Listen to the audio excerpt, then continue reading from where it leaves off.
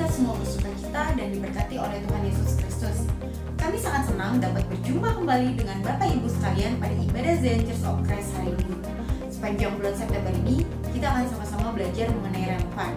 Relevan sangat penting untuk membantu kita mulai dari berpikir dan mengambil keputusan serta memberitakan kabar baik kepada setiap orang agar dapat diterima secara baik dan tepat.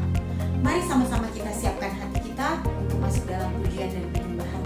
Selamat beribadah, Tuhan Yesus memberkati.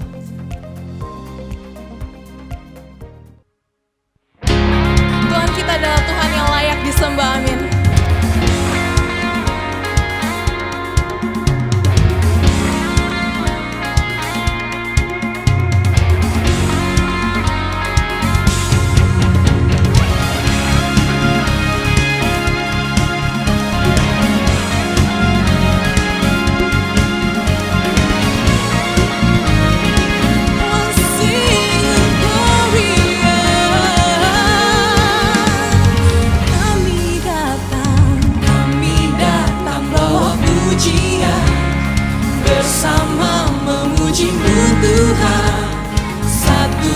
Suara dan nyanyikan sorak kemenangan. Gloria,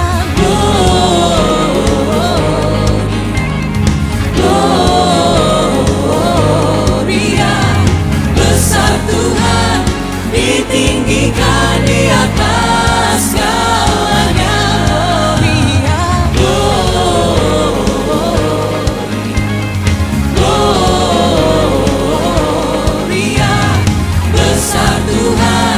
Ditinggikan puji-Nya, Gloria. Segala hormat, segala puji hanya bagi Tuhan. Gloria for you, God. We come for your presence. Come on, church, let's come with our presence. Kami datang bawa pujian, bersama memuji-Mu Tuhan. Satukan suara dan nyanyikan sorak kemenangan. Kami datang bawa pujian, bersama memuji-Mu Tuhan. Satukan suara dan nyanyikan sorak kemenangan.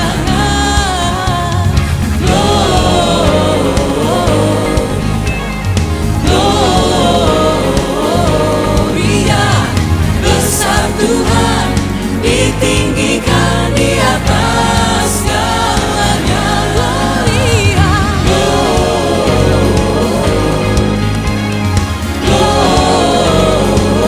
Gloria, besar Tuhan, ditinggikan puji-Nya, Gloria. Tuhan, Kau Tuhan yang layak disembah. We want to give you a lot of glory and honor, Jesus. Oh, we give you glory. Come on, church, dimanapun kau berada. We give you glory. We give you glory, we give you honor, we give you praise for all that you are. We give you glory, we give you honor, we give you praise.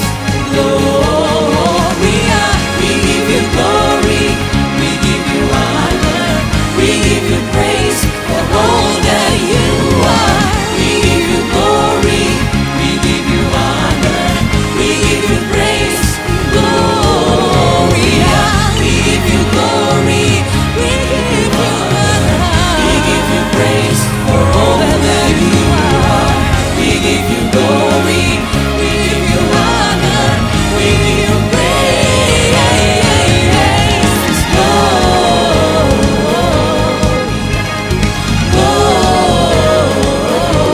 Gloria, besar Tuhan, ditinggikan di atas segalanya.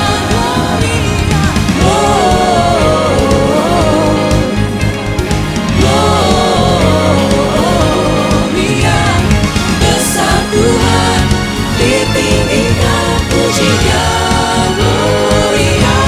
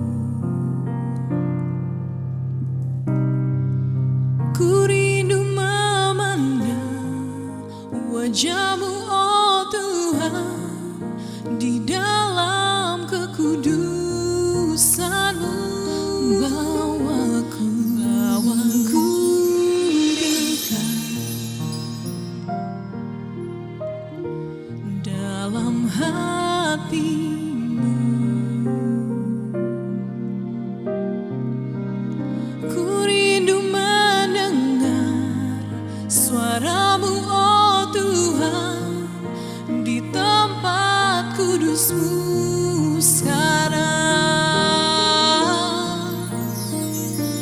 Ku rasakan kasih-Mu dan indahnya kekudusan-Mu, penuhi dengan kasih-Mu. Diam di hadirat-Mu, ku mengangkat tanganku dan ku bersyukur menyembah-Mu, penuhi dengan kasih-Mu. Diam di hadirat-Mu.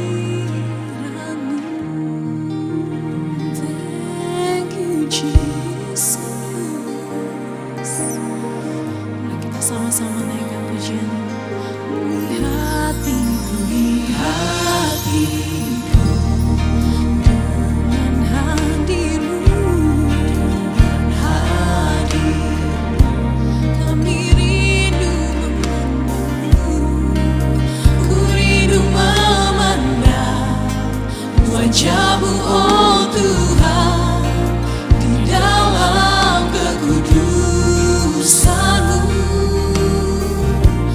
Bawaku dekat, bawaku lebih dekat dalam hati.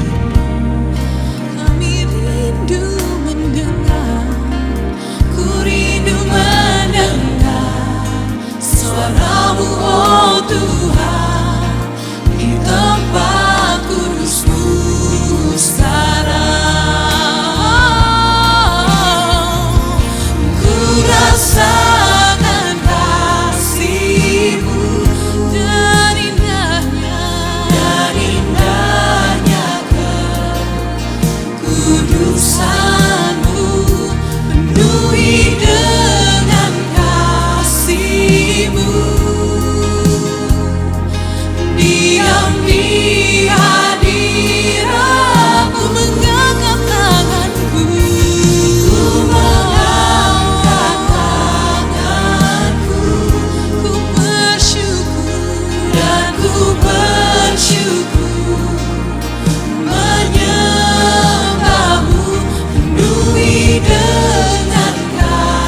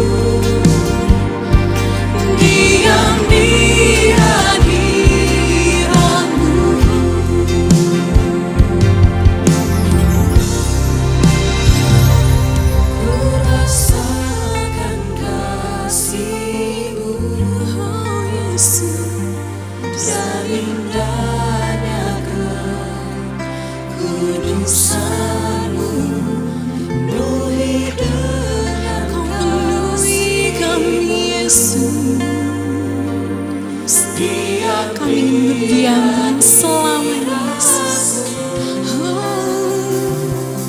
Ku mengangkat tanganku, Ku bersyukur dan ku bersyukur menyembahmu, penuhi dengan kasih-Mu.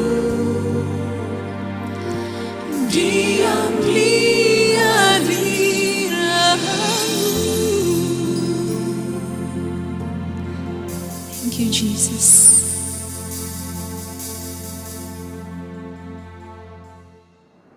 Di dalam Tuhan ada kekuatan dan pengharapan, dan di dalamnya juga ada jawaban atas setiap doa-doa yang sudah kita naikkan. Pagi hari ini, Bapak Ibu yang terkasih, mari kita satukan hati kita mau berdoa untuk setiap permohonan doa yang sudah dikirimkan. Mari kita berdoa. Bapak yang baik, Bapak di surga, terima kasih untuk setiap berkat-Mu, terima kasih untuk setiap penyertaan-Mu, kami boleh ada sampai hari ini, semua karena kasih karunia-Mu saja ya Bapa. Pagi hari ini kami mau berdoa Tuhan untuk permohonan doa yang sudah dikirimkan. Yang pertama kami mau berdoa bagi saudara kami yang rindu terjadi pemulihan kesehatan untuk orang tuanya pasca operasi. Kami yakin Kau Bapa yang sangat baik, Kau akan pulihkan orang tua saudara kami boleh sehat seperti sedia kala. Terima kasih Tuhan Yesus. Kami juga mau berdoa untuk saudara kami yang sedang mengurus surat properti di Manado. Kau berkati setiap prosesnya boleh berjalan dengan baik, tidak ada kendala apapun sampai selesai. Terima kasih Tuhan Yesus.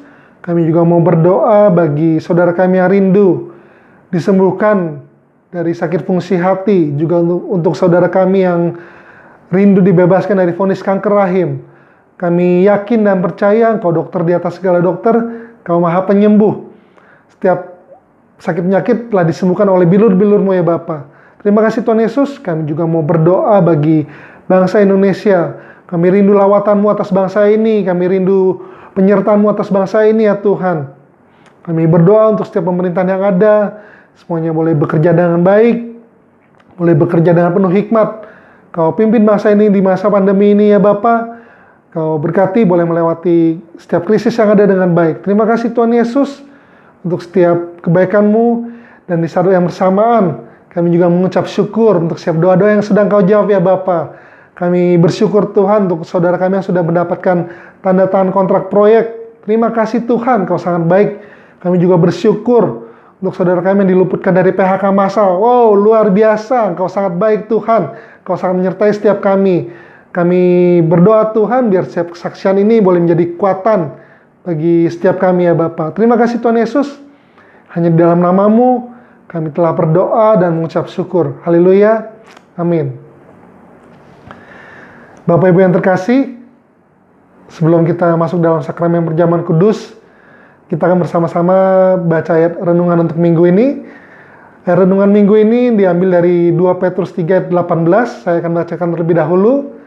2 Petrus 3 ayat 18. Tapi bertumbuhlah dalam kasih karunia dan dalam pengenalan akan Tuhan dan Juru Selamat kita Yesus Kristus. Baginya kemuliaan sekarang dan sampai selama-lamanya. Sekarang mari kita baca bersama-sama 2 Petrus 3 ayat 18.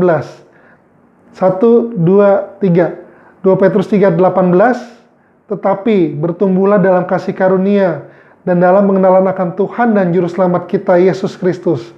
Baginya kemuliaan sekarang dan sampai selama-lamanya. Amin.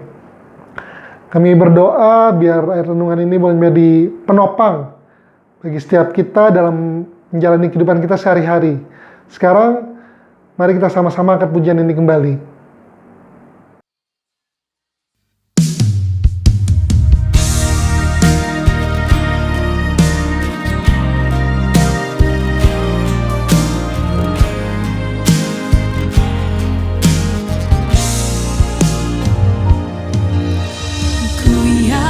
Segala perkara dapat ku tanggung di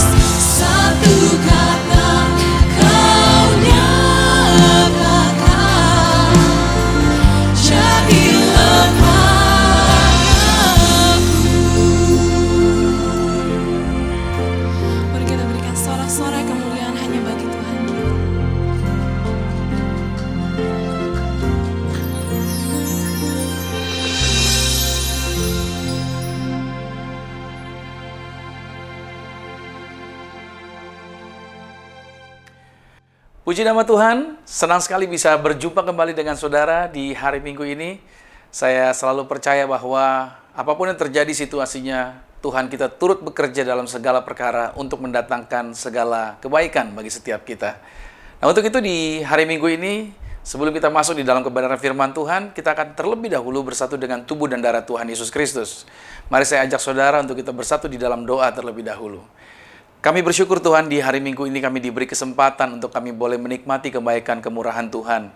Sepanjang seminggu yang telah kami lewati kemarin, kami percaya Tuhan bahwa kebaikan kemurahan Tuhan terus ada bersama kami. Maka di hari Minggu ini aku berdoa, biar dimanapun mereka berada, setiap anak-anak Tuhan, semuanya dalam kondisi yang terbaik dalam kehidupan mereka. Maka aku berdoa, biar lawatan, kuasa, mujizat Tuhan senantiasa ada bersama dengan setiap kami. Dan kami sebentar akan bersatu dengan tubuh dan darah-Mu. Aku berdoa kami di dalam Kristus, Kristus ada di dalam kami. Dan apa yang kami minta doakan di dalam Tuhan, kami mempercayai bahwa segala sesuatunya pasti terjadi bagi kehidupan kami seturut dengan kehendaknya Tuhan. Thank you Lord Jesus, terpujilah namamu dalam nama Tuhan Yesus Kristus, haleluya, amin.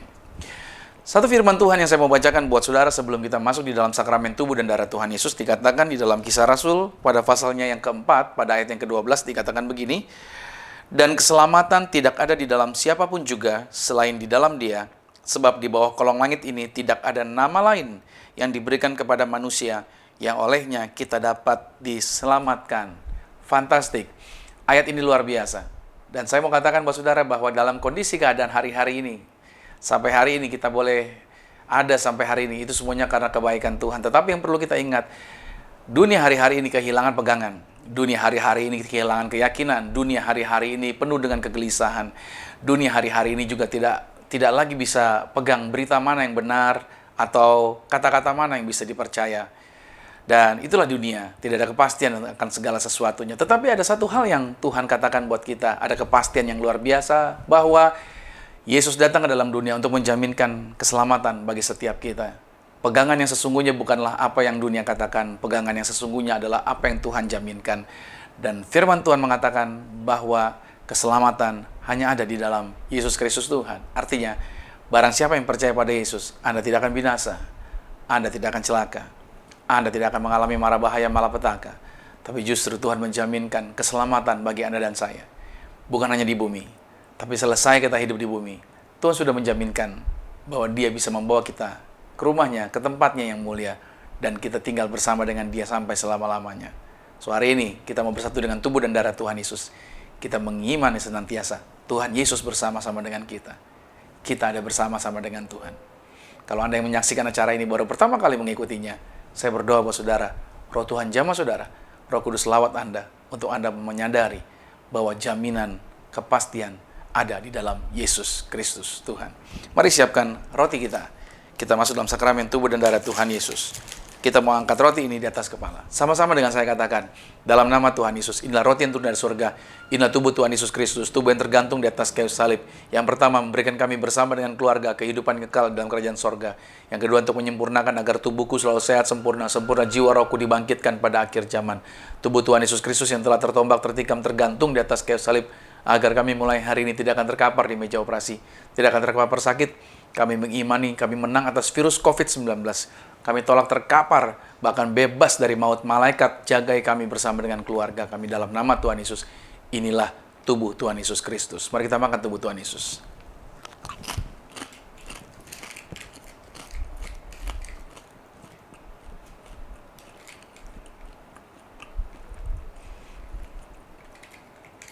Demikian pula kita mengangkat anggur ini. Sama-sama dengan saya katakan, dalam nama Tuhan Yesus, inilah darah Yesus Kristus, darah yang tercurah di atas kayu salib sebagai perjanjian yang baru dan yang kekal. Mulai hari ini bersama keluarga kami berjanji, saling mengasihi, saling mengampuni. Kasih mula-mula senantiasa ada di dalam keluarga rumah tangga kami. Maka mulai hari ini kami mengimani, dimanapun kami berada melangkah, kami selalu dipagari, bebas dari celaka, bebas dari mara bahaya, malapetaka, rancangan orang jahat tidak berkuasa bagi hidup kami. Dalam nama Tuhan Yesus Kristus, Tuhan juga yang menjaminkan kehidupan kami di bumi, sama seperti di sorga. Artinya apa yang kami pegang, apa yang kami usahakan, apa yang kami kerjakan, dibuat Tuhan pasti berhasil. Maka mulai hari ini juga, dalam nama Tuhan Yesus, segala penyakit, segala penderitaan, segala kutuk, dan segala kelemahan, semua ketakutan, sudah diangkat diangkat dan diselesaikan di atas kayu salib dalam nama Tuhan Yesus. Inilah darah Yesus Kristus. Mari kita minum darah Tuhan Yesus Kristus.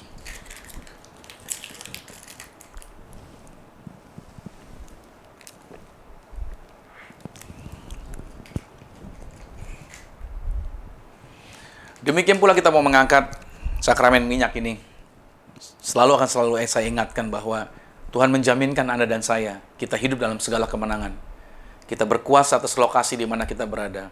Kita berkuasa atas kehidupan ini.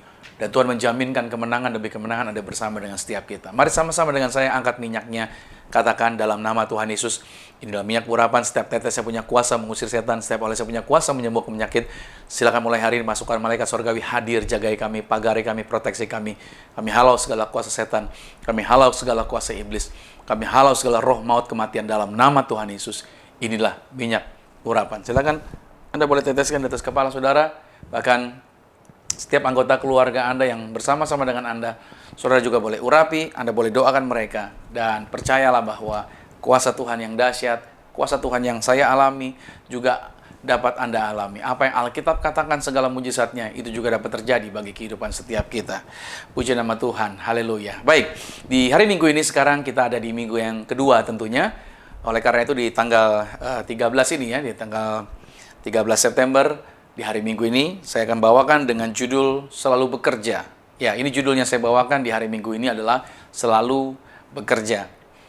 Artinya, di dalam kondisi hari-hari ini kita tentunya berhadapan dengan regulasi, peraturan, dan anjuran pemerintah tentunya.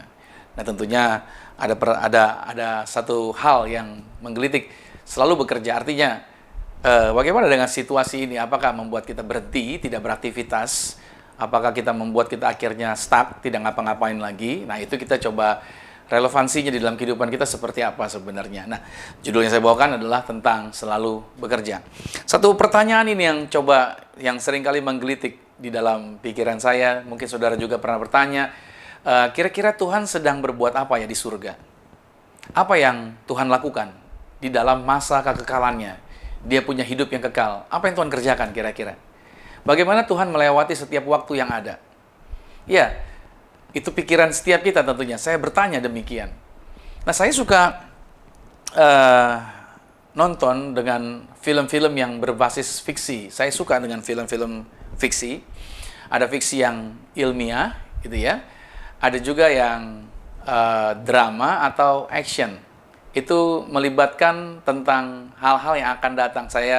Saya suka dengan film-film seperti itu. Dan itu membuat saya menjadi penasaran tentang hal-hal yang akan terjadi. Lalu suatu hari saya pernah menonton sebuah film di mana para pemainnya itu, pemeran utama itu ada 4 orang di sana. Diceritakan bahwa mereka tidak pernah bisa mati. Artinya setiap kali mereka terbunuh, mereka bisa terbunuh. Begitu mereka terbunuh, maka mereka akan hidup kembali. Dalam film tersebut, saudara, diceritakan bahwa pemimpin yang paling lama, yaitu hidupnya dari tahun 1200-an. Jadi mereka hidup dari tahun 1200-an. Bayangkan, luar biasa di dalam cerita itu. Lalu penampilan mereka tetap muda, kira-kira di umuran 30 tahunan lah. Lalu yang menarik perhatian saya adalah ketika salah satu dari mereka itu merasakan kejenuhan. Dalam tahun-tahun yang mereka jalani, yang mana mereka tidak bisa mati, salah satunya mengalami kejenuhan, karena tentu saja mereka harus terus berganti identitas, berpindah tempat tinggal. Belum lagi orang-orang yang mereka kenal satu persatu meninggal dunia. Mereka tentunya punya kenangan-kenangan dengan kerabat atau dengan keluarga. Dan saya yakin begitu orang-orang yang mereka kenal tadi, yang memiliki jalinan emosional dengan mereka, itu meninggal, itu tentunya akan menimbulkan kesedihan di dalam kehidupan mereka. Nah, untuk menghindari hal tersebut, mereka tidak pernah mau membangun hubungan emosional dengan orang-orang biasa. Itu hanya akan menimbulkan kesusahan pada akhirnya. Nah, mereka mempunyai waktu yang begitu banyak, waktu mereka begitu banyak ya, dan justru itu mereka dalam waktu-waktu yang begitu banyak, justru membuat mereka mengalami kesusahan. Ya, justru waktu yang banyak, malahan mereka mengalami kesusahan. Itu juga sama dengan kita di masa pandemi ini. Coba kita renungkan sejenak. Ketika kita lebih banyak dirumahkan, ya kita dirumahkan lagi dan lagi. Sehingga begitu seringnya di rumah membuat kita sepertinya merasa bosan. Lihat, seperti anak-anak, cepat bosan. Anak-anak yang bersekolah online, juga mereka mungkin mengalami kejenuhan. Atau mereka yang telah pensiun dan perlu untuk menghabiskan waktu untuk kegiatan yang lainnya. Lalu, kembali saya tanyakan, bagaimana dengan Tuhan yang punya waktu yang begitu banyak, punya segala waktu yang dia miliki? Apakah Tuhan perlu menghabiskan waktu? Apa yang dilakukan Tuhan dengan seluruh waktu itu? Apakah Tuhan hanya duduk-duduk saja sambil menonton segala sesuatu yang terjadi? Nah, kalau Anda dan saya, kalau kita baca mitologinya sebuah perumahan atau tempat atau lokasi yang mewah seperti Palm Springs, gitu loh saudara. Ini lokasi yang tidak dapat dijangkau oleh manusia, di mana mereka sesekali mungkin pada waktu mereka ada di Olympus itu mereka melemparkan bola petir kepada manusia, gitu saudara, di mana Zeus dan wakil-wakilnya mereka hidup dalam dunia tamasya yang nyaman di dalam gunung Olympus mereka. Dan itu dalam mitologinya Yunani. Tetapi begitu saya compare, begitu kita bandingkan dengan kitab Kejadian, saudara, pada pembukaan kitab Kejadian, di sana dijumpai, apa kita jumpai? Bahwa di sana dijumpai segala sesuatunya tentang pekerjaan Allah. Bahwa semuanya penuh sekali dengan pekerjaan-pekerjaan Tuhan. Artinya Tuhan kita, dia selalu bekerja. Tuhan kita, dia selalu bekerja. Di mana di dalam kitab Kejadian itu kita akan jumpai bahwa Tuhan memisahkan terang dengan gelap. Dia menciptakan langit dan benda-benda angkasa. Lalu Tuhan mengumpulkan air, membentuk manusia dari debu dan tanah. Dan setelah hari ke-6, dia menyelesaikan segala sesuatunya. Tuhan tidak menjadi santai dan menikmati masa pensiun. Kenapa demikian? Karena pemazmur menulis bahwa alam semesta tidak bergulir dengan sendirinya secara mekanis. Melainkan alam semesta, dunia ini, itu digerakkan oleh Tuhan. Catat dulu bahwa apa yang ada di dalam dunia ini, itu juga turut digerakkan oleh Tuhan. Coba kita lihat di dalam Mazmur 104, pada ayatnya yang ke-10. Mazmur 104, pada ayat yang ke-10, dikatakan begini. Engkau yang melepas mata-mata air ke dalam lembah-lembah, mengalir di antara gunung-gunung, memberi minum segala binatang di padang, memuaskan haus keledai-keledai hutan, di dekatnya diam burung-burung di udara, bersiul dari antara daun-daunan. Engkau yang memberi minum gunung-gunung dari kamar-kamar lotengmu, bumi kenyang dari buah pekerjaanmu. Lompat langsung ayat yang ke-24 dikatakan, betapa banyak perbuatanmu ya Tuhan, sekaliannya kau jadikan dengan kebijaksanaan, bumi penuh dengan ciptaanmu. Dari sini saudara bisa lihat bahwa Tuhan secara khusus aktif. Tuhan selalu bekerja. Bersama dengan siapa? Bersama dengan orang-orang di dalam mengelola dunia ini. Dan dijumpai di dalam setiap firman Tuhan, tidak pernah Tuhan itu tertidur. Tidak pernah Tuhan itu terlelap. Tuhan selalu menuntun dan Tuhan memberikan perlindungan bagi umatnya. Dalam Mazmur 121 pada ayat yang ketiga juga dikatakan begini, ia takkan membiarkan kakimu goyah, penjagamu tidak akan terlelap. Ayat yang keempat, sesungguhnya tidak terlelap dan tidak tertidur penjaga Israel. Nah, pada saat Yesus ada di dalam dunia, pada waktu Yesus ada di dunia, dia datang ke bumi sebagai seorang pekerja. Catat dulu di sini. Nyatanya dalam sebagian besar masa hidupnya Yesus sebagai orang dewasa, Yesus bekerja sebagai tukang kayu. Ya, tukang kayu, dia bekerja sebagai tukang kayu. Dan apa yang dikerjakan dalam bentuk furniture-nya Yesus, kalau seandainya saudara Yesus hidup di zaman sekarang, kira-kira berapa harga kursi atau harga meja atau harga furniture yang dibuat oleh Yesus? Tentunya harganya wow, luar biasa ya. Nah, Yesus bekerja, dia tidak pernah berhenti bekerja. Dia selalu bekerja sejak dari awal dia ada di dalam dunia. Dia terus bekerja. Dari sini juga Yesus memberikan penegasan bahwa ketika dia bekerja, dia berkata begini di dalam Yohanes pada pasal yang kelima, pada ayat yang ke-17, dia berkata demikian.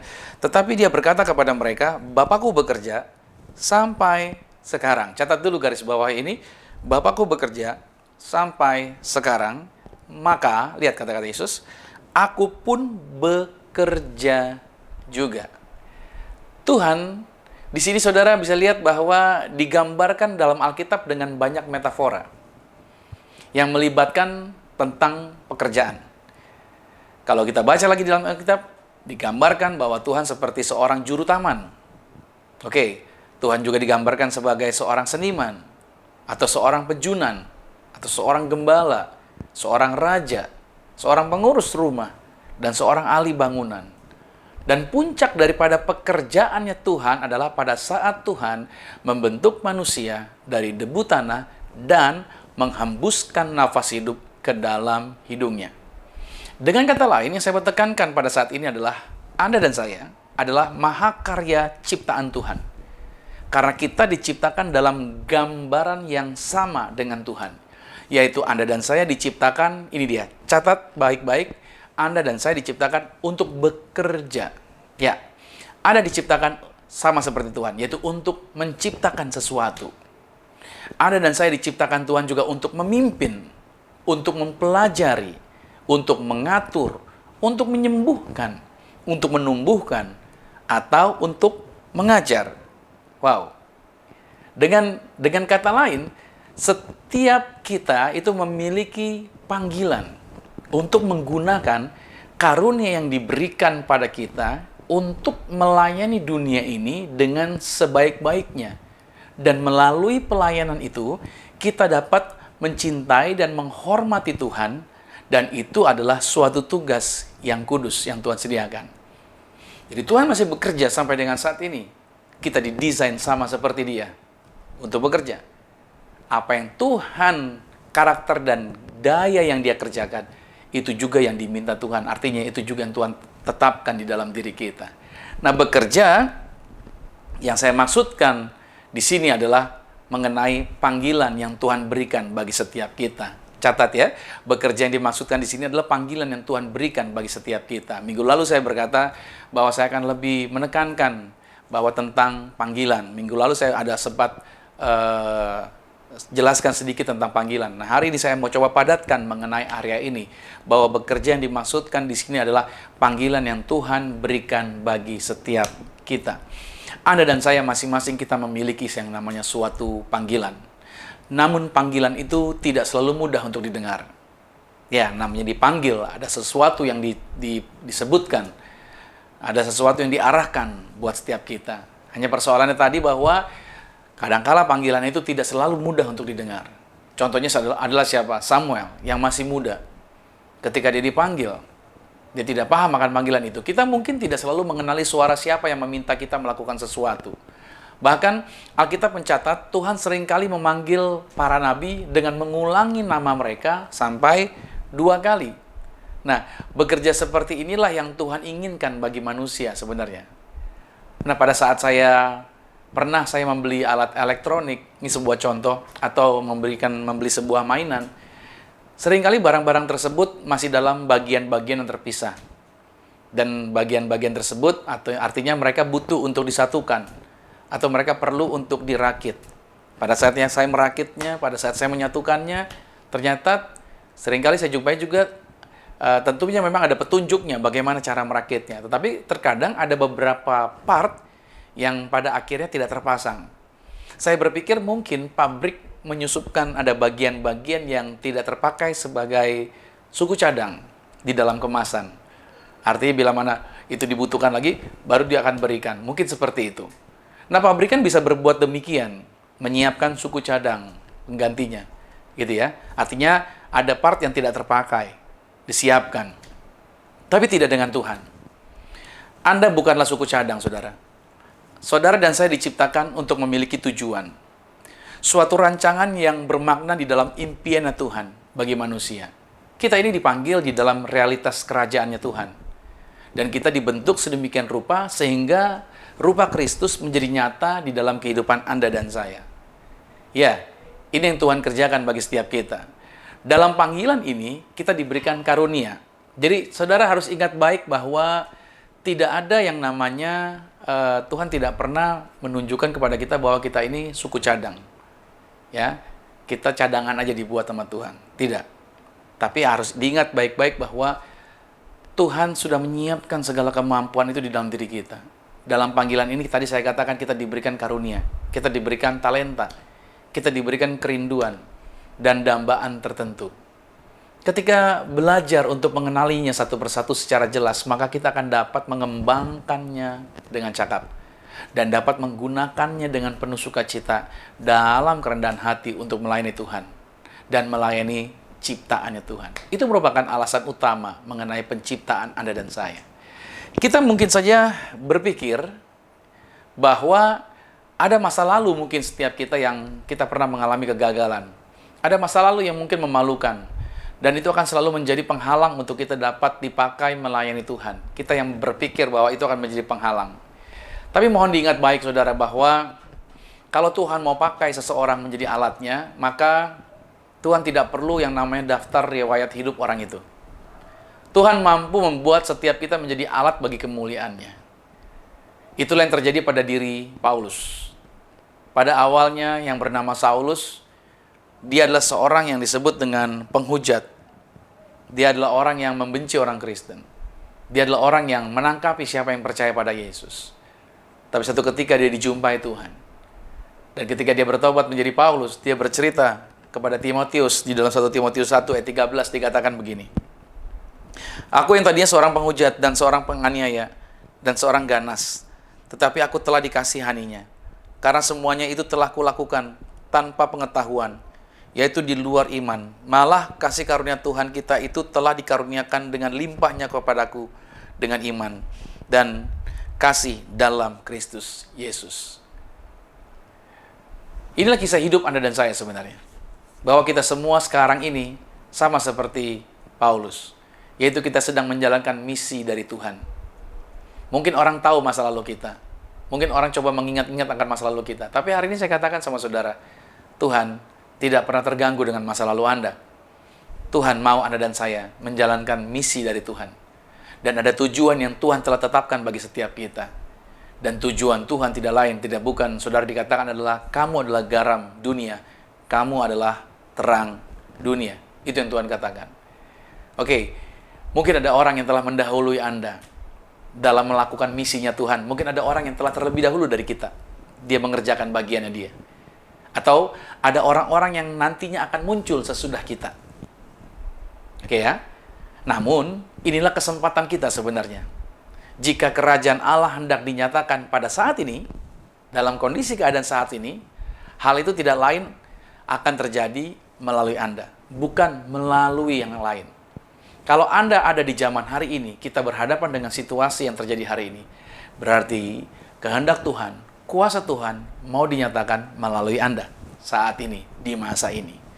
Tuhan secara pribadi tidak akan menggantikan posisi Anda. Jangan pernah kita berpikir nanti Tuhan yang mengerjakan. Bukan Tuhan yang mengerjakannya. Yang bekerja adalah Anda dan saya. Ingat baik di awal tadi saya katakan, sampai hari ini Tuhan bekerja. Kata Yesus apa? Aku pun tetap bekerja. Artinya kita juga ikut mengerjakan pekerjaan ini. Pekerjaan kita teramat sangat penting. Kita patut menjalankannya dengan mencurahkan energi kita sebaik-baiknya. Kita sedang menjalankan misi yang datangnya dari Tuhan. Nah, saudara kasih Tuhan, dengar baik. Kalau kita dikatakan bekerja sampai dengan hari ini, maka dalam menjalankan pekerjaan besar dari Tuhan, apa yang harus menjadi perhatian bagi setiap kita? Kalau sekarang kita dipanggil untuk bekerja, ada misi yang Tuhan percayakan, maka apa yang harus menjadi perhatian kita dalam menjalankan pekerjaan besar ini? Yang pertama ini saudara, yaitu kita harus menghargai yang namanya bahan mentah Anda.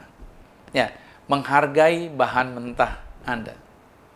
Sesuatu yang terjadi, bahan jadi, artinya apa produk yang sudah jadi, itu semuanya ada bahan mentahnya. Dan apa yang jadi, barang jadi yang ada hari ini, yang saudara punya, yang kita miliki, itu selalu membawa, artinya tidak pernah dia keluar dari bahan mentahnya. Dia akan selalu sama dengan bahan mentahnya. Nah, kita juga harus pahami bahwa Tuhan menciptakan kita juga ada bahan mentah yang Tuhan taruh di dalam diri kita. Nah, kita harus terbuka. Di sini kita harus terbuka dan jujur dengan karunia serta keterbatasan yang ada pada diri kita. Kita harus berani mengakui kelebihan dan kita juga harus berani mengakui kekurangan yang ada pada kita. Inilah bahan mentah yang Tuhan tempatkan pada setiap kita. Nah, terkadang kita harus merelakan sejumlah impian. Mungkin kita punya banyak impian. Tapi kita harus berani merelakan untuk impian tersebut tidak terjadi, atau kita lupakanlah. Impian itu bukan itu yang kita kejar. Karena kita tidak lahir ke dalam dunia dengan kemampuan yang sudah otomatis jadi. Kita tidak lahir ke dalam dunia dengan sesuatu yang sudah berkembang dengan sendirinya. Melainkan ada suatu petunjuk yang mengatakan bahwa segala kemampuan yang ada di dalam diri kita itu perlu seperti beli mainan tadi, perlu dirakit dulu. Artinya, kemampuan saya berbicara seperti hari ini itu tidak lahir langsung bisa bicara seperti hari ini. Kemampuan untuk mengembalakan seperti hari ini tidak begitu saya lahir langsung bisa menjadi gembala. Kemampuan saya memimpin pujian, bisa bernyanyi, tidak bisa saya lahir langsung bisa nyanyi dan memimpin pujian. Semua itu harus dirakit satu persatu. Ada latihannya, ada bagian-bagian perkembangan dan pengembangannya. Nah, Anda harus pahami baik bahwa Tuhan juga telah menetapkan talenta, karunia di dalam diri kita yang harus kita rakit satu persatu. Saya tidak pernah memilih suatu panggilan, catat dulu ini. Melainkan saya menemukan panggilan tersebut. Yaitu dengan cara bagaimana? Dengan cara saya mendengarkan Tuhan dengan seksama. Ya, saya lebih dalam lagi dalam area ini, saudara. Nah, waktu-waktu seperti saat ini, ketika Anda dan kita lebih banyak ada di rumah kan, ini adalah saat yang tepat sebenarnya untuk menemukan panggilan Anda, untuk Anda bekerja bagi kemuliaan Tuhan. Setiap kita memiliki tabiat. Tabiat itu artinya ada watak, tingkah laku. Setiap kita berbeda-beda watak kita, tingkah laku kita. Di mana dengan tabiat tersebut memiliki potensi. Ada potensi dan ada keterbatasannya sendiri. Watak setiap kita yang berbeda-beda itu menjadi potensi. Watak kita yang berbeda-beda juga bisa menjadi keterbatasan kita juga. Nah, bagaimana saya dapat mengetahui panggilan saya? Caranya adalah dengan mengetahui kesenangan atau sukacita, kegembiraan saya yang sangat mendalam, itu bertemu dengan kebutuhan dunia yang mendalam. Artinya gini, jika ada suatu dorongan yang kuat untuk Anda melakukan sesuatu bagi Tuhan, dan itu mendatangkan sukacita dalam diri Anda, walaupun terkadang tidak mudah untuk mengerjakannya, percayalah, itulah panggilan Anda, dan itu tentunya terasa seperti menyetrum kehidupan Anda. Artinya gini, saya lihat kebutuhan dunia apa? Saya melihat di dalam perjalanan hidup saya, orang-orang yang hidupnya nggak mengerti jalan petunjuk, bagaimana mereka bisa hidup benar, bagaimana mereka bisa mengenal Tuhan secara benar. Saya terdorong untuk mau ngajarin mereka. Saya senang untuk kalau mereka punya keluhan, mendengarkan orang-orang yang punya keluhan, dengerin cerita mereka, lalu saya bisa memberikan bantuan jawaban buat mereka, saya bisa memberikan solusi buat mereka. Nah, dorongan seperti itu, saudara, itu yang membuat saya tertarik, merasakan bahwa ini panggilan saya ke area ini. Itu panggilan. Jadi saya merakitnya, saya berusaha coba menemukannya. Dan saya bersuka cita, walaupun itu tidak mudah untuk mengerjakannya. Saya percaya nggak semua orang bisa mudah duduk, dengerin orang ngomong.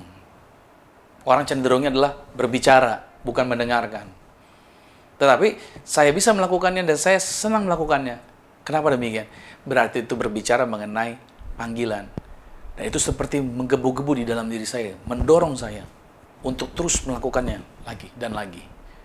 Nah, sejak usia dini tentunya, catat baik ini, Anda mungkin sudah berminat misalkan pada aktivitas tertentu. Sejak Anda masih kecil, Anda punya minat tertentu pada bagian-bagian tertentu. Dari cara bersikap, dari cara bertindak tertentu. Nah, cara-cara tersebut mungkin saja kurang didukung oleh keluarga Anda. Coba Anda pikir-pikir lagi, mana minat Anda di dalam aktivitas tersebut.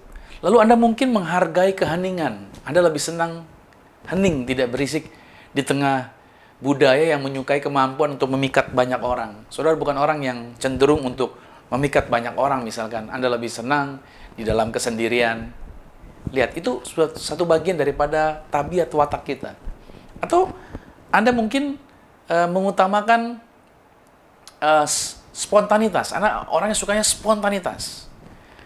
Di tengah subkultur yang mementingkan rutinitas, di mana kebanyakan orang hari-hari hidupnya rutinitas, tapi Anda lebih senang yang spontanitas. Anda nggak suka yang rutin, kaku. Nah, coba, Anda mungkin coba pelajari lagi diri Anda. Oh, mungkin ada area di area tersebut. Atau mungkin Anda diciptakan untuk belajar, banyak membaca. Dan melalui pembelajaran yang Anda pelajari itu dapat menjadi berkat bagi orang lain. Nah, bila kehidupan, biarkanlah, saya katakan buat saudara bahwa biarkanlah kehidupan ini yang berbicara bagi hidup Anda. Dari gelagat-gelagat tadi.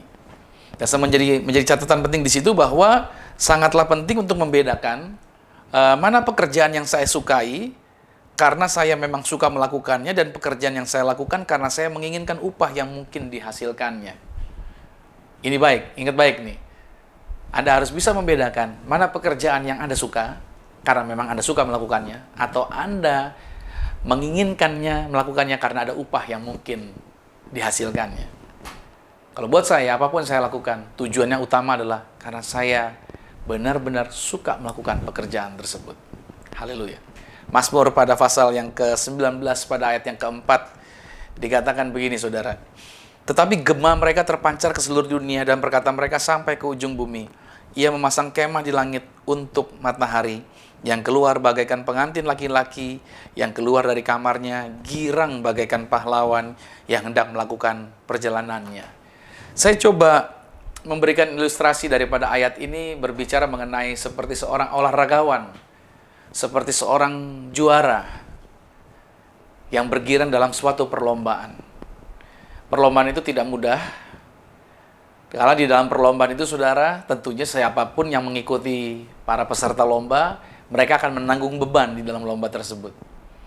Mereka akan stretch, mereka punya otot, mereka akan merenggangkan otot-otot mereka, dan mereka akan berkeringat, mereka mungkin akan kepanasan, mereka juga akan mengalami kelelahan.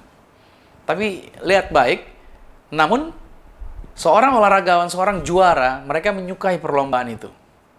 Ia bergembira menyambut setiap tantangan yang ada. Mereka atau ia bersaing bukan sekedar untuk meraih piala. Pada akhirnya, melainkan karena mereka mencintai permainan itu. Pada waktu saya ikut pertandingan basket, pada waktu saya menjadi bagian daripada suatu tim, pada waktu kita masuk di dalam lapangan, itu tentunya tekanan pressure begitu berat di dalam pertandingan tersebut. Belum lagi kita akan full body contact dengan para lawan kita. Terkadang terjatuh, didorong, ditabrak. Pada waktu mungkin kita dalam pertandingan tersebut ada hal-hal yang tidak nyaman terjadi. Itu terjadi buat kita di tengah lapangan. Tapi itu tidak pernah menyurutkan. Justru saya bersemangat. Kenapa? Karena saya menikmatinya, karena saya enjoy, karena saya menyukainya, dan saya mencintai permainan tersebut. Nah, saudara bisa lihat di sini bahwa bukan berarti pada waktu kita mengikuti suatu panggilan, saudara, kita akan selalu merasa bahagia. Jangan pernah berpikir bahwa pada waktu kita bekerja buat kerajaan sorga ini, mengikuti panggilan Tuhan, pasti semuanya akan berbunga-bunga, pasti semuanya akan merasa bahagia. Saudara, tidak jarang dalam menjalani panggilan Tuhan, itu butuh tekad kuat. Untuk apa? Untuk tetap bertahan menanggung beban yang berat. Ketika ada sebuah pilihan untuk lebih mudah menyerah saja. Ya, dalam menjalani pelayanan seperti yang kami jalani hari-hari ini, itu bukan sesuatu hal yang mudah. Ada banyak penawaran mungkin untuknya udah istirahat sajalah, tapi saya mau katakan, saya lebih memilih untuk terus menanggung beban. Kenapa? Karena saya tahu, saya mencintai apa yang saya kerjakan di sini. Karena hasrat dorongannya begitu kuat. Dan saya tahu bahwa saya dipanggil di area ini. Dari sejak lama itu terus-menerus saya pelajari, terus-menerus saya dalami, dan saya semakin hari semakin mengerti kemana Tuhan membawa saya. Dan Tuhan bawa ke area ini. Dan saya katakan tadi, itu tidak mudah. Tapi justru saya menikmati dan mencintai. Dan saya tahu bahwa Tuhan telah menetapkan bahan mentah itu di dalam diri saya. Dan saya harus terus mengembangkannya. Dan saya tahu ada keterbatasan saya di area mana. Dan saya tidak malu untuk mengakui bahwa saya terbatas di area-area tertentu. Saya bisa bernyanyi, tapi saya tidak canggih dalam bermain musik. Jadi artinya, saya tidak perlu menjadi orang yang menutup-nutupi kekurangan saya. Saya punya banyak keterbatasan tentunya. Dan saya tahu bagian mana yang saya harus perkuat, bagian mana saya harus bekerja sama dengan orang lain. Seperti itu, saudara. Nah, yang kedua, yang perlu kita pahami dalam menjalankan pekerjaan besar dari Tuhan, yang kedua adalah yaitu tidak terburu-buru. Oke ya? Yang kedua ini, pahami dulu ini, tidak terburu-buru. Untuk mengenali panggilan dari Tuhan, itu diperlukan waktu dan kesabaran. Kita perlu waktu, kita perlu sabar. Tadi sudah saya sempat singgung sedikit.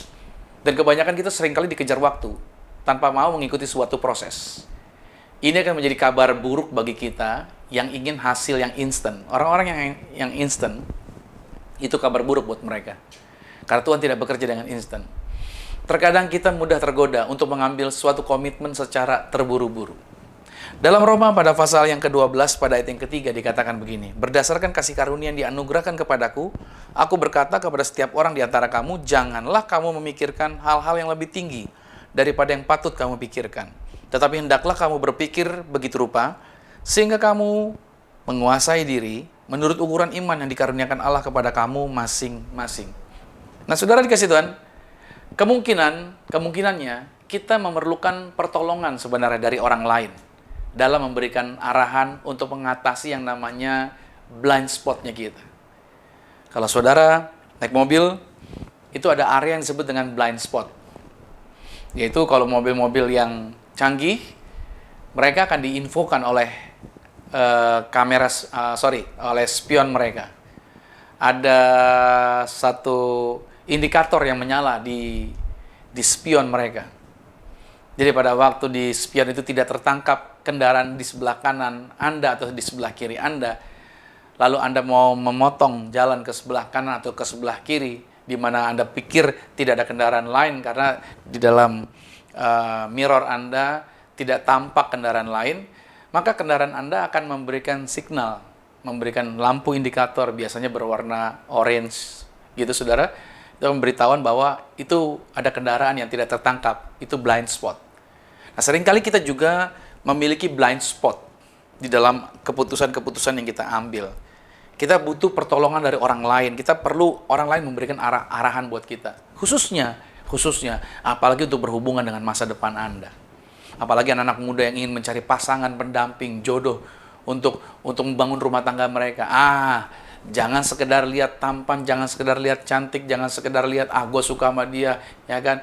Wo aini ni ai wo, atau dalam bahasa Ibrani holong doro hatu tuho gitu saudara. Artinya aku cinta kau, ada pertanyaan gitu kan. Nah, pokoknya saya suka, jalanin aja.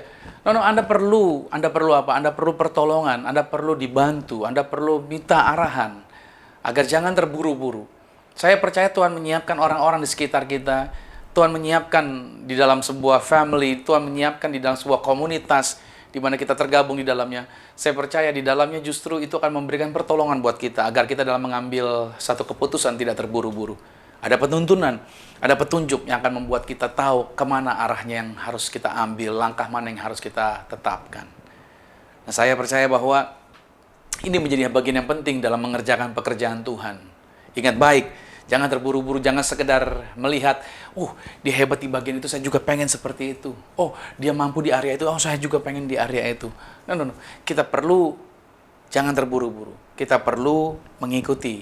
Saya percaya panggilan Tuhan, dorongan-dorongan tadi tentunya juga akan disertai dengan ada orang-orang yang akan dikirimkan Tuhan untuk membantu kita mengambil langkah di area mana yang tepat, di area mana yang bisa kita bergerak dengan baik sesuai dengan petunjuk Tuhan. Itu poin yang kedua. Lalu poin yang ketiga yang harus Anda dan saya kita dalam menjalankan pekerjaan besar nih yang menjadi perhatian kita. Yang ketiga adalah panggilan tidak jarang mendatangkan penderitaan. Ini dia. Ketika panggilan itu datang, pada waktu kita menjalaninya, terkadang itu mendatangkan kesulitan atau penderitaan. 1 Petrus 2 pada ayat yang ke-19. Sebab adalah kasih karunia jika seorang karena sadar akan kehendak Allah menanggung penderitaan yang tidak harus dia tanggung. Seringkali orang memandang bahwa panggilan hidup ini secara romantis. Kalau orang dipanggil Tuhan, pasti hidupnya enak ya, pasti hidupnya nyaman ya, jadi terkenal ya, jadi kayak artis dan segala macam ya. Saudara, menerima panggilan Tuhan itu sama sekali berbeda dengan mendapatkan karir impian. Catat dulu nih. Bedakan yang namanya karir impian, bedakan yang namanya mendapatkan atau menerima namanya panggilan dari Tuhan. Karir impian itu saudara, biasanya menjanjikan kekayaan, kekuasaan, status, keamanan, dan keuntungan yang besar. Saya percaya saudara familiar dengan apa yang saya sebutkan tadi. Kalau saudara ketemu dengan orang yang sedang menawarkan bidang usaha tertentu, apa yang mereka janjikan? Wah, kalau kamu ikut ini, kamu akan punya mobil mewah, kamu akan bisa dapatkan rumah besar, kamu bisa pergi ke luar negeri, kamu bisa mendapatkan yang hebat, tingkatkan lagi, dan terus lagi. Semuanya ujung-ujungnya adalah tentang hal material saja. Semua mengejar, itu namanya karir impian. Kenyamanan-kenyamanan, statusnya, wah, kita bisa makan di hotel mewah, wah, dan banyak orang akan bisa melihat kita, kehebatan kita dan keunggulan kita. Saya katakan, panggilan Tuhan jauh berbeda dari hal-hal tersebut. Catat baik.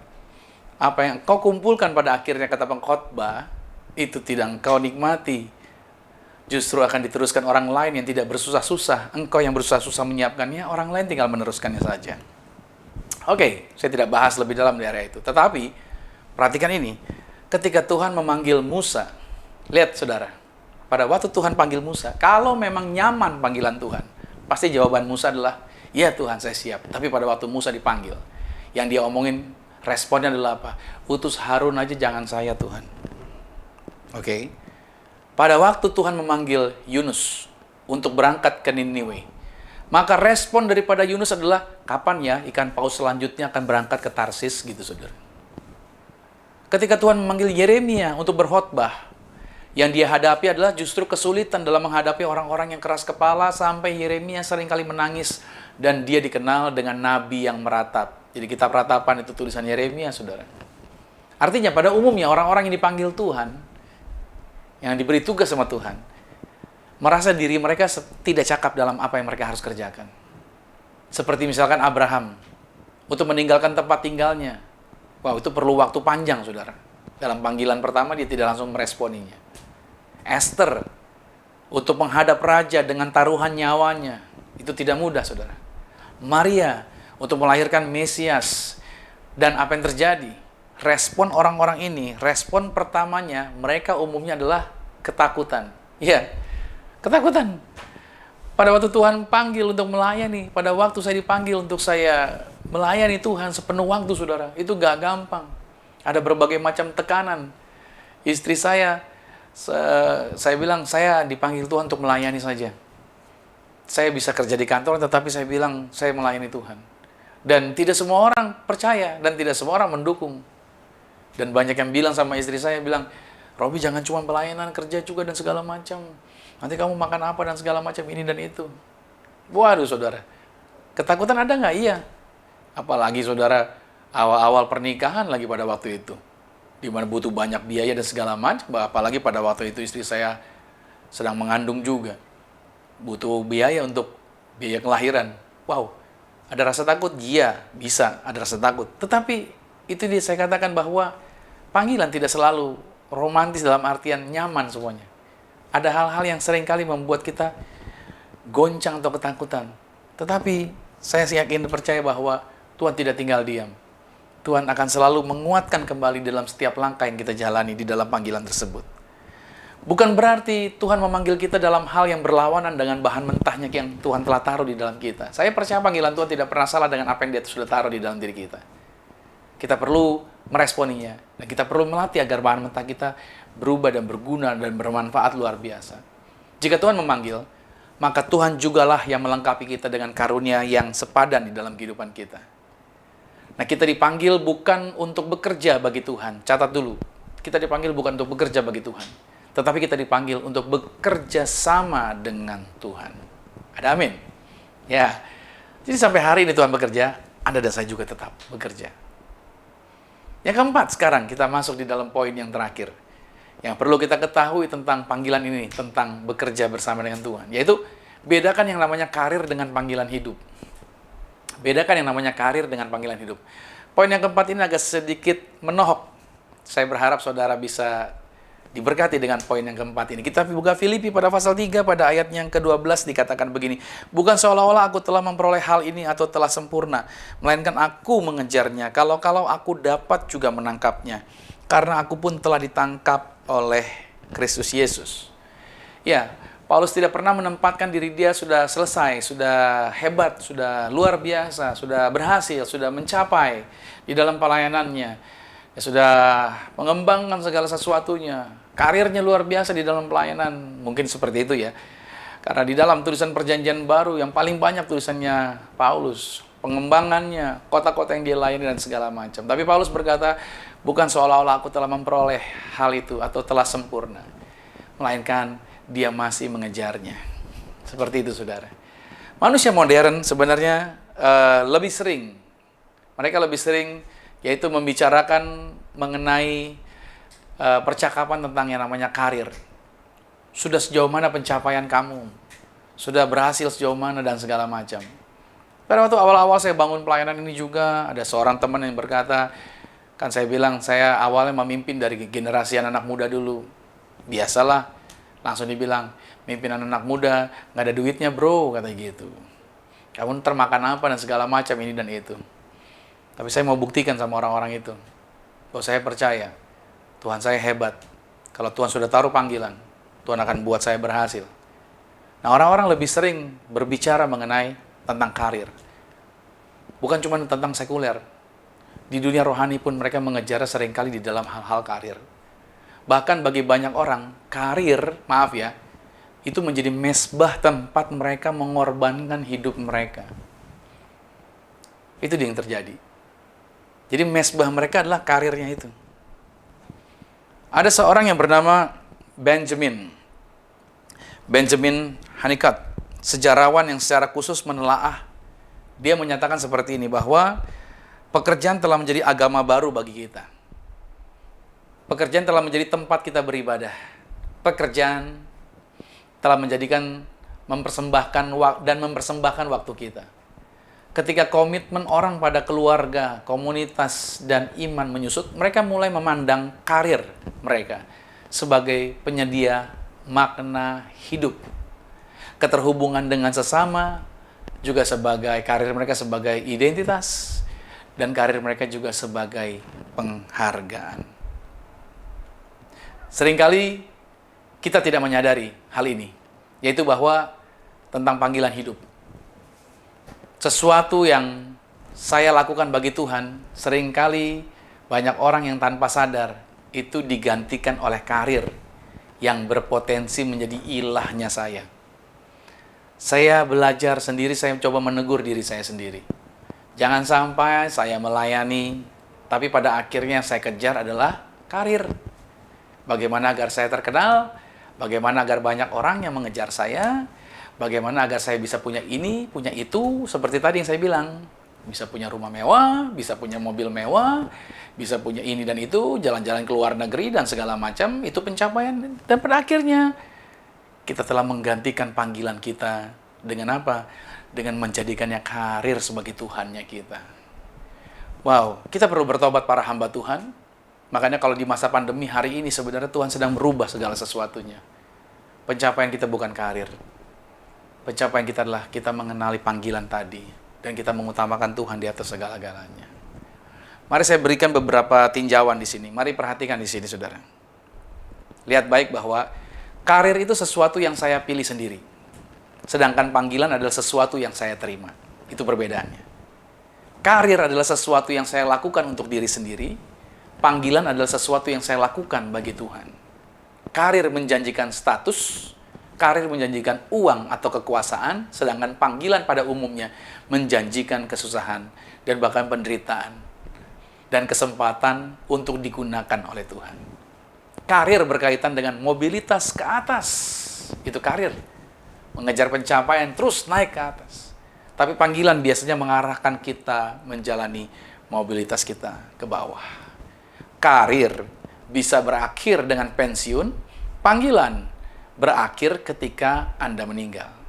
Karir upahnya sangat jelas, tetapi bersifat sementara. Panggilan upahnya signifikan dan bertahan selama-lamanya. Karir dapat terganggu oleh berbagai peristiwa.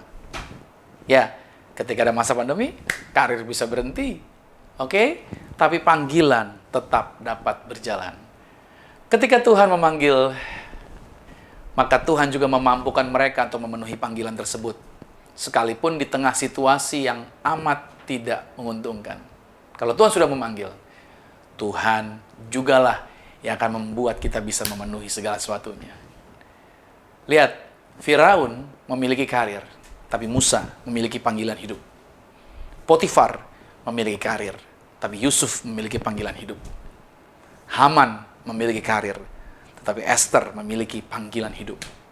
Ahab, Raja Israel, memiliki karir, tapi Elia memiliki panggilan hidup. Kita harus tahu, saudara, bahwa kita harus memahami bahwa setiap kita ini diciptakan dengan tujuan, sesuai dengan bahan mentah yang ada pada kita. Ini menjadi pembelajaran buat setiap kita. Maka temukanlah itu dan rakitlah menjadi utuh. Lalu mulailah melangkah dengan tenang, tidak terburu-buru. Dan kita perlu mengizinkan ada orang lain di sekitar kita yang dapat memberikan masukan-masukan buat kita. Lalu panggilan, tadi saya katakan, terkadang membawa kita kepada penderitaan dan ketakutan. Tapi Dia Tuhan yang bertanggung jawab untuk melengkapi kita dalam melewati segala sesuatunya. Tuhan memanggil kita bukan untuk meniti karir sebenarnya, tapi untuk memenuhi panggilan-panggilan Tuhan. Makanya kalau ada hari-hari ini karir gagal, yang kita kejar selama ini karir dan kita mengalami satu kegagalan, coba cek baik, saya berikan sebuah tulisan ini, bahwa kegagalan kita dalam karir sebenarnya adalah permulaan dari pekerjaan besar yang Tuhan mau kita ada di dalamnya, yaitu panggilan dari Tuhan. Saudara kasih Tuhan, saya berdoa saudara mengerti pekerjaan besar Tuhan, bahwa Tuhan berkata ladang sudah menguning. Ya kan? Banyak pekerjaannya Tuhan, tapi pekerjaannya sedikit. Tuhan perlu Anda dan saya untuk bekerja sama dengan Tuhan. Kadang-kadang dalam kedaulatan Tuhan, akhir dari suatu karir adalah permulaan dari suatu panggilan hidup. Dalam situasi yang saat ini kita hadapi, mari kita merenungkannya dan mari kita menyadarinya. Saya berdoa kita semua berbahagia dengan kabar baik hari ini. Ingat baik, ini kesempatannya. Kalau hari ini ada kesempatannya, kita yang melakukannya. Bukan nanti, tapi sekarang kesempatannya kita bekerja. Apa yang perlu kita lakukan? Ayo, berkontribusi dalam pelayanan ini. Berkontribusi. Jangan cuma berdiam saja. Jangan cuma berkata nanti ada orang lain yang mengerjakannya. Bukan. Setiap kita punya bagiannya masing-masing. Setiap kita bagian untuk berkontribusi bersama-sama. Apalagi Anda yang terlibat di dalam pelayanan ini. Bagi saudara yang para pemimpin, para leaders yang saya tempatkan di dalam IC, seharusnya Anda sebagai pemimpin di sana, Anda harus memberi contoh untuk kontribusi Anda di dalam pelayanan ini. Sebagai pemimpin, Anda harus memberi contoh buat orang-orang yang Anda pimpin. Kita nggak bisa cuma bercerita di depan mereka. Anda harus punya self-belonging. Anda harus memiliki pelayanan ini bersama. Jangan cuma gembalanya yang memiliki. Jangan cuma pemimpin yang paling tinggi yang memiliki. Mari sama-sama kita berkontribusi. Mari sama-sama kita bekerja sama. Mari sama-sama kita melakukan sesuatu untuk pelayanan ini. Jangan cuma diam saja, berpangku tangan. Sedangkan Tuhan sampai hari ini saja masih bekerja dan Yesus berkata, Bapakku bekerja, maka aku terus bekerja sampai hari ini. Lakukan bagian kita, saudara. Jangan berdiam. Momennya sekarang. Ini waktunya kita melakukannya untuk kemuliaan bagi nama Tuhan. Halo? Amen? Kita bisa melakukan yang lebih baik lagi. Kita bisa melakukan yang lebih banyak lagi. Saya percaya bahwa tangan-tangan kita diberkati untuk melakukan sesuatu yang lebih besar lagi. Tangan-tangan kita punya kemampuan bukan untuk berpangku tangan, tapi tangan-tangan kita untuk melakukan sesuatu yang lebih hebat lagi. Saya berdoa saudara diberkati di hari Minggu ini. Saya berdoa berkali-kali buat Anda diberkati. Pertanyaannya adalah, apakah Anda mau merasa diberkati dan yakin bahwa diberkat itu untuk diri sendiri atau kita mau melakukannya bagi kemuliaan bagi nama Tuhan? Selamat hari Minggu. Tuhan Yesus memberkati. Amin. Mari kita berdoa. Terima kasih Tuhan Yesus, aku percaya bahwa setiap kami yang boleh menikmati berkat di hari Minggu ini sungguh luar biasa. Firman Tuhan ini mengubahkan kehidupan kami, menyadarkan kami untuk mengerti bahwa kami dipanggil untuk melakukan bagian pekerjaan yang Tuhan sediakan. Terima kasih buat segala sesuatunya. Terima kasih buat mujizat-Mu Tuhan. Terima kasih buat segala pertolongan-Mu. Kasih karunia Tuhan senantiasa ada bersama dengan kami. Maka karena itu juga Tuhan Yesus, aku berdoa dimanapun mereka berada, siapapun yang menyaksikan siaran ini, mereka semuanya dijumpai Tuhan. Di kota yang berbeda, di wilayah yang berbeda, bahkan di negara yang berbeda sekalipun, mereka dilawat dan mereka diberkati oleh Tuhan. Terima kasih Tuhan Yesus Kristus, biar melalui siaran ini, banyak yang terberkati, banyak yang mengalami perubahan, kehidupan mereka diubahkan di dalam Tuhan. Terima kasih buat segala sesuatunya. Terima kasih buat segala kemurahan Tuhan. Dan kami percaya bangsa kami bisa melewati masa-masa ini. Dan bangsa kami akan keluar lebih daripada pemenang. Kami semua orang percaya juga tidak ketakutan. Tapi kami semua juga bisa mengalami kemenangan. Karena Tuhan senantiasa ada bersama dengan setiap kami. Berkati teman-teman yang sudah menyiapkan acara ini. Mereka yang terlibat dalam pelayanan ini. Semuanya diberkati Tuhan Yesus. Maka terima kasih Tuhan, saatnya kami akan menerima berkat Tuhan. Kekasih Kristus, arahkan hati kita. Aminkan setiap berkat ini menjadi milik kita. Diberkatilah engkau di dalam usahamu. Diberkatilah engkau di dalam pekerjaanmu. Diberkatilah engkau di dalam studi sekolah kuliahmu. Dan diberkatilah engkau di dalam pelayananmu. Apapun yang kau pegang kerjakan di dalam kekudusan, ingatlah perkara ini. Tuhan Yesus Kristus pasti buat kau berhasil. Diangkat Tuhan kau naik ke atas bukan turun. Jadi kepala bukan ekor. Aku berdoa sepanjang minggu bulan bahkan tahun ini merupakan minggu bulan tahun yang penuh berkat. Siapapun tinggal dengan kau pasti diberkati. Keluargamu diberkati. Orang tuamu diberkati. Saudara-saudarimu diberkati. Rumah tanggamu berbahagia. Dan terimalah berkat anugerah dari Bapa di sorga, cinta kasih di dalam Yesus Kristus, kekuatan penghiburan di dalam kuasa Roh Kudus menyertai mengurapi setiap kita mulai saat ini sampai Tuhan datang menjemput Anda dan saya, keluarga pun keluarga aku, kita semua sama-sama menjadi warga kerajaan sorga. Yang percaya sama-sama kita katakan amin. Selamat hari Minggu, sampai jumpa lagi minggu depan, dan Tuhan Yesus Kristus berkati setiap kita. Amin.